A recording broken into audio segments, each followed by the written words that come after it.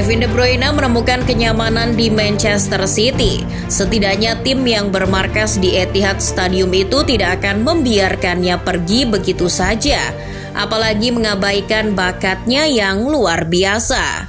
Puncaknya, meski dengan tertatih-tatih, ia memberikan balasan yang setimpal pada Manchester City. The Citizens memberinya kenyamanan, De Bruyne memberi City trofi, termasuk Liga Champions. Rasa nyaman yang didapat De Bruyne di Manchester City tidak pernah didapatkannya ketika membela Chelsea. Benar, De Bruyne adalah mantan pemain Chelsea. Sayangnya catatan karirnya di Chelsea hanya berisi tinta merah. De Bruyne gagal total bersama klub bermarkas di Stamford Bridge. Tidak, itu bukan salah De Bruyne. Hanya saja Chelsea yang justru memilih untuk menepikannya, membuat De Bruyne seperti barang yang tidak layak dipakai lagi.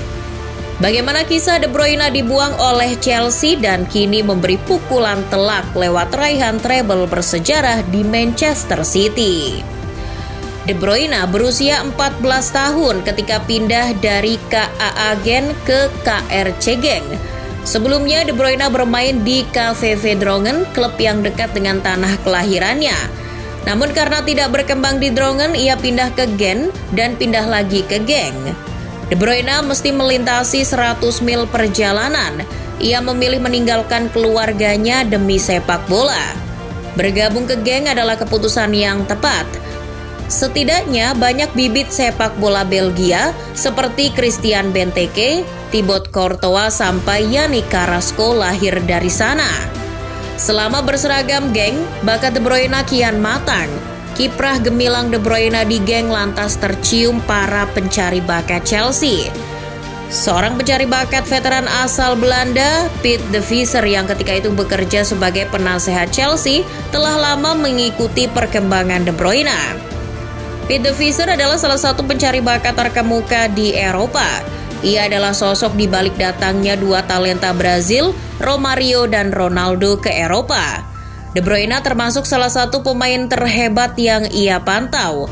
Ia melihat bahwa De Bruyne adalah gelandang serang dengan sentuhan pertama yang menakjubkan. De Bruyne katanya bisa cepat memindahkan permainan dan menciptakan celah. Bakat De Bruyne tersebut awalnya tidak memunculkan minat dari Chelsea. Namun Piet de Visser mendorong Roman Abramovich agar memboyong De Bruyne ke Stamford Bridge. Abramovich menyepakati untuk mendatangkan De Bruyne. Januari 2012, De Bruyne menerima pinangan Chelsea dengan biaya 8 juta euro. Tapi kontraknya itu tidak membuat De Bruyne seketika menjajal rumput Stamford Bridge. Keputusan mendatangkan De Bruyne sepertinya tak senada dengan kemauan pelatih Chelsea waktu itu, Andre Villas-Boas. Melansir Eurosport, Villas-Boas mengatakan klubnya itu memang telah lama mengamati De Bruyne dan berhasrat untuk merekrutnya. Manajer kelahiran Porto itu pun menghormati keputusan klub. Januari 2012, De Bruyne sudah berlabel pemain Chelsea. Namun The Blues meminjamkannya lagi ke Genk hingga musim berakhir. Setelah menjalani musim yang menyebalkan karena tidak bisa debut sebagai pemain Chelsea, di musim berikutnya Genk mengembalikan De Bruyne. Setelah pergantian pelatih dari Villas-Boas ke Roberto Di Matteo, De Bruyne masih belum diberi kesempatan masuk ke skuad Chelsea dan bersaing. Musim 2012-2013, De Bruyne malah dipinjamkan lagi, kali ini ke klub Liga Jerman Werder Bremen. Padahal De Bruyne merasa peminjaman tersebut tidaklah perlu. Dilansir Bleacher Report, ia yakin sanggup bersaing di skuad utama Chelsea. Akan tetapi di sisi lain De Bruyne tidak menampik bermain reguler selama semusim di Bundesliga adalah peluang bagus. Ia bisa makin mempertajam skillnya di Bundesliga yang notabene tak banyak tuntutan. Kendati masih diselimuti kecewa, De Bruyne menerima saja keputusan klub. Ia akhirnya hijrah ke Werder Bremen dan di sanalah De Bruyne mengalami perkembangan yang amat sangat spesial. Sedikitnya De Bruyne mengemas 10 gol dari 33 laga musim itu.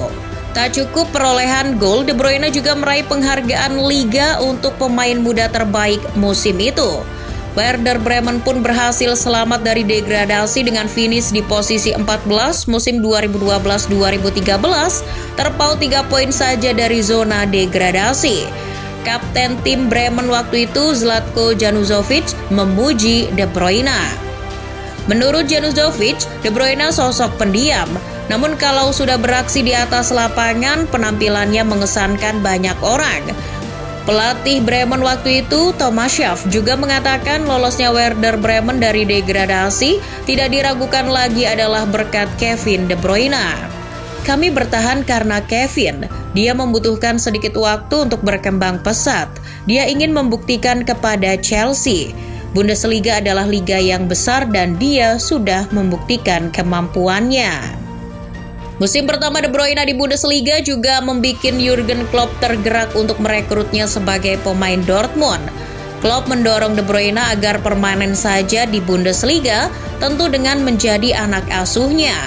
Pria Belgia itu sempat tergoda dengan tawaran Klopp, namun Chelsea menghalangi. The Pensioners tidak menerima tawaran Dortmund dan memanggil pulang De Bruyne ke Stamford Bridge. Jose Mourinho, pelatih baru Chelsea, sudah menanti De Bruyne. Dalam buku autobiografinya, De Bruyne menulis bahwa Mourinho kala itu meyakinkannya untuk memberikan peluang bermain. Ia pun percaya pada The Special One. De Bruyne mengambil keputusan untuk pulang dan memperlihatkan ke Mourinho kualitasnya. Dikutip Eurosport, kembalinya De Bruyne ke Chelsea ternyata bukan sepenuhnya keinginan Mourinho, melainkan perintah direktur teknik kala itu, Michael Emenalo. Pria Nigeria itu yakin De Bruyne cocok untuk proyek jangka panjangnya. Namun Mourinho tidak demikian. Bagaimanapun Mourinho membutuhkan lebih dari sekedar potensi. Waktu De Bruyne pulang ke Stamford Bridge, ia terlibat friksi dengan Mourinho. Awalnya, mau menepati janjinya dengan memainkan De Bruyne sebagai starter di laga awal Liga Inggris musim 2013-2014 kontra Hull City. Pemain Belgia itu merespons dengan penampilan ciamik. Ia memberi 1 assist ke gol yang diciptakan Oscar dalam kemenangan 2-0. Di laga itu, De Bruyne dianugerahi Man of the Match. Begitulah, ia melihat masa depannya cerah di Chelsea. Namun itu kebahagiaan semu.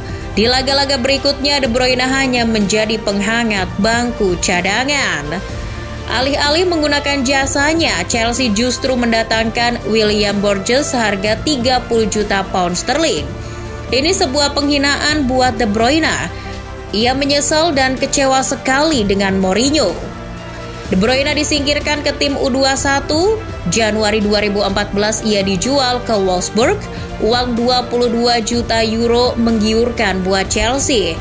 De Bruyne pun menyesal kembali ke Chelsea. Ia salah menerima Chelsea lagi. Kelak kepindahannya ke Chelsea menjadi penyesalannya seumur hidup.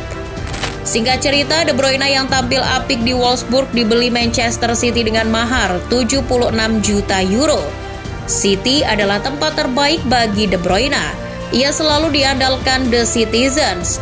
Saat Josep Guardiola melatih, De Bruyne tak pernah absen membela City meski kadang harus tertatih-tatih. Treble bersejarah yang diraih De Bruyne musim ini menjadi semacam pukulan telak buat Chelsea yang telah membuangnya. Ketika De Bruyne raih treble, situasinya Chelsea adalah klub pecundang. Sudah beli banyak pemain, malah terpuruk. Sementara Mourinho, pelatih yang dulu menyepelekannya, kalah di final Liga Eropa. Sungguh nasib seseorang tidak ada yang tahu. Sukses terus Kevin De Bruyne.